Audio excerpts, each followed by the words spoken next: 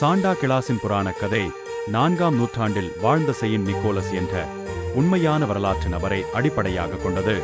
அவரது வாழ்க்கை மற்றும் மரபு பற்றிய சுருக்கமான கண்ணோட்டம் இங்கே.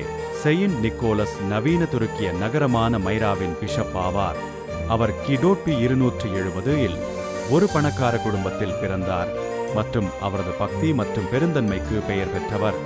செயின்ட் நிக்கோலஸை பற்றிய மிகவும் பிரபலமான கதைகளில் ஒன்று, ஏழையாக இருந்ததால் அவர்களுக்கு திருமணம் செய்து வைக்க முடியவில்லை. இதை அறிந்த நிக்கோலஸ் அந்த வீட்டின் புகைக்கூடையில் 3 பையன் தங்கத்தை போட்டுவிட்டு சென்றார்.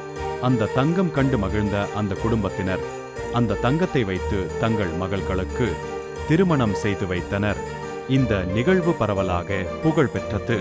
பின்னர் நிக்கோலஸ் துறவி இறந்த பிறகு அவரை நினைவு கூறும் வகையில் தேதி அவரது பிறந்த நாளாக கொண்டாடப்படுகிறது.